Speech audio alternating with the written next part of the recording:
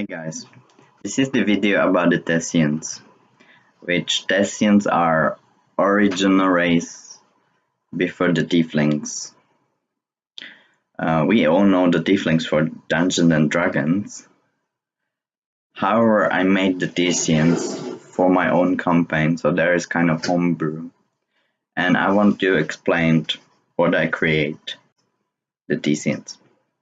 First of all, they look more like a robust humans or with pointy ears, so you might say more like a robust elves. After all, if you add the horns, color the skin, and add the tail, that's the tieflings. So if you take a stronger tiefling without the horns and tails, with normal human looking color of the skin, that should be the Thesians, the original of them. Most of the Thesians, you wouldn't find any tattoos, you wouldn't find any jewelry on them unless it's for the purpose of the higher power. Thesians were drunk on the power. They were looking for more ways how to enlarge their already powerful spells. As you can guess, they're highly dependent on the magic. All their civilization, all their buildings, everything is based on magic. Buildings are created from pure magic. Every day-to-day stuff is basically supported and done by magic. You wouldn't find the Thesians without any magical ability at all. Highly unlikely. Religiously speaking, they didn't believe in any deity, any gods, because there were none in those times. Their religion, their beliefs were about magic. They worshipped the magic as an entity. They didn't see it as a force we use to create the spells. They saw it as kind of Mother Nature we see today. It's there. It's stronger than everybody else. You can control small pieces, but on the end, it's chaotic. It has its rules, but you can't put a leash on it. They were trying to, though.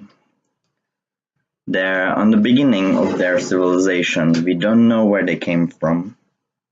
However, it seems they were totally the first race ever in our universe. On the beginning of their civilization, Thesians were strong wizards, sorcerers, expanding their power, looking for more ways, doing a research,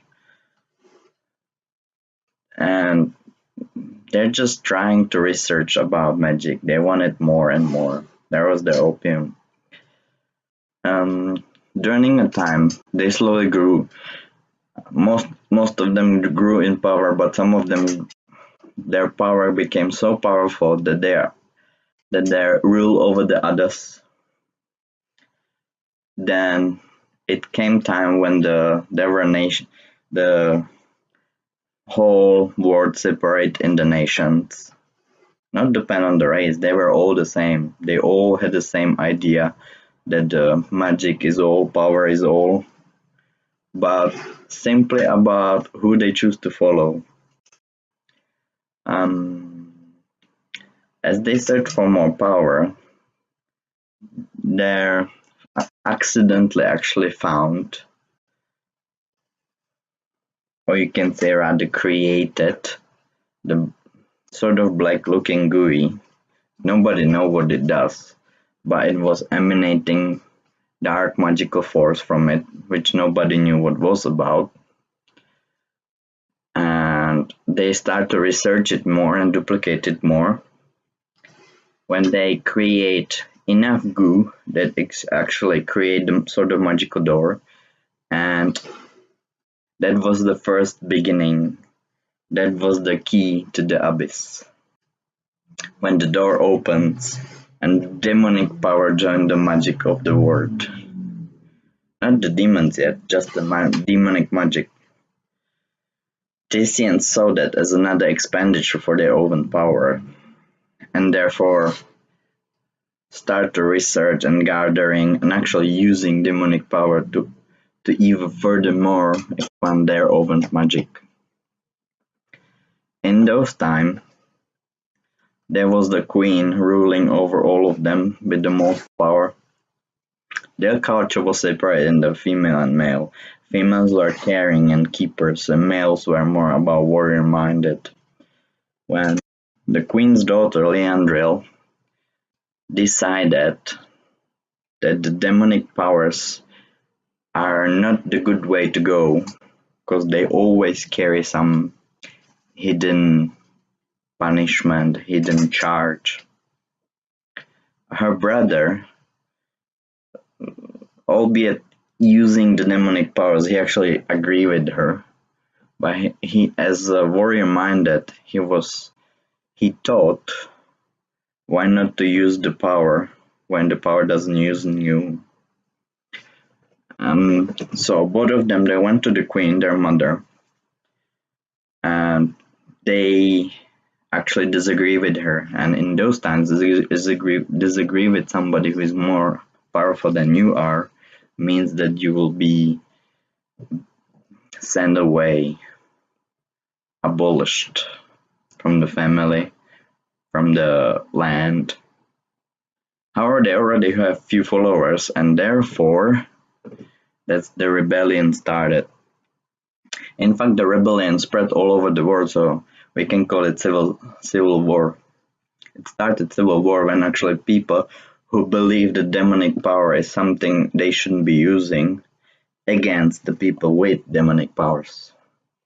The Thesians with the demonic powers they already have a powerful spells which we can call divinity nowadays. But so they know healing, they know resurrection. However, using a demonic magic, extending their life, furthering regeneration, creating death barriers around themselves. Mixing a life and death wasn't good. However, it helped them to win the civil war, and therefore the rebellion was silenced. Leandril was called the Dark Daughter, and her brother Perrin, was actually called Dreadlord because he was general of the rebellion. As being of the royal blood, the blood who led them all, they weren't killed. Unfortunately, they were still imprisoned forever. Thesians put them in the stasis, which nobody can break without the demonic powers. As civilization progressed, sucking in on the demonic powers, slowly it opened the doors to the abyss more and more when the first demons came. The original demon, which we can actually call demon lords. Most of them were quickly disposed of. Thesians with beings of unspeakable power. They slew the demons straight away. However, few demons were hidden away and secretly experimented on to gain even more power. Thesians, they never learn. In longer time, nothing happened until in some another age came when most of the Thesians were even stronger and stronger, but the leading group of Thesians, were so powerful that they actually ascended to the sort of godhood, and sort of first gods were created. However, those gods worshipped by the masses, were bound and put to the use. So the beings of the most powerful, most magical beings ever on the world were actually bound, and they have to follow the will of masses. So from powerful mage to the powerful king, the even more powerful emperor, when everybody has to obey, when they ascend to the godhood through their power, they were chained to the poor people and put to the purpose where they were created the god of war, the god of agriculture, the god of sun, and they can stick only with the aspect people originally put them to. Thesians originally put them to. You can call it poetic punishment. Back to the Thesians, their civilization grew and evolved and expanded. However, as they were mingling more and more with demonic powers and actually with the demons, although secretly, they grow more darker. Not they were already drunk on power, like addicted people, but now they were damaged, you might say, with demonic powers, and it didn't bound well for them. Few of the Thesians on the high power hierarchy were near to the end where they will ascend to the godhood. They rebelled against the idea to be bound to the will of masses, and you might say they were ascended to the godhood, but straight away rebelled in the gods. So they're there, and they try to seek the help from demons, how not to be bound to the masses. And if you take a god with a little bit more mixture of the demon, that's how first original so-called devils were created. And when first pact was actually made with the demon, when the god made a pact with the demon, became the devil. And those few first demons we know as a lord of the hell. And actually one really clever one in his life called Bealor, in his ascendant called Belial, devil, he managed a deal with the powerful Thesian empress, queen, about her saving her, that she didn't have to ascend, giving her more power how to block her ascension, which doesn't make a sense, because more power they have, the more they were the closer they were to their ascension. But this power actually giving her more power to actually hold her ascension back.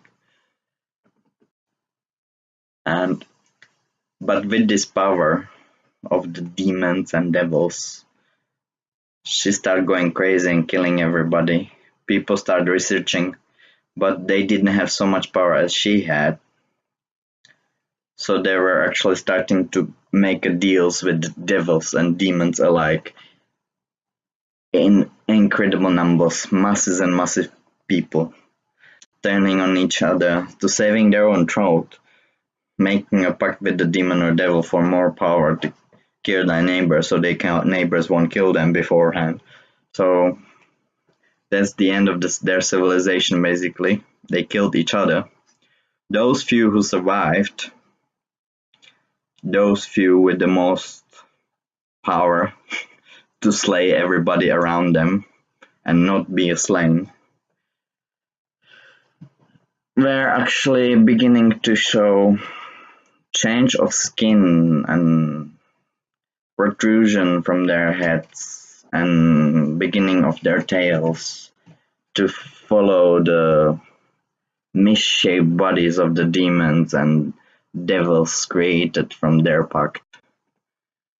And in other decades and ages, when this civilization of Thesians died, left only few ruins not found yet, because they were well protected, magically sealed.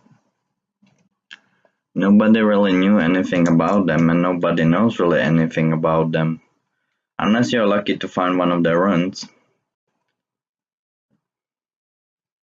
Also, across the ages, thanks to demons and devils, slowly Thesians coming back into the nowadays world, but misshaped as a tieflings with much lesser powers, barely surviving, demon and devil blood in them. However, there is two survivors we know about, the Dark Daughter and the Dreadlord. Leandril and the Peril are somewhere in the world put into the stasis, which they never can be freed of. But who knows? One day.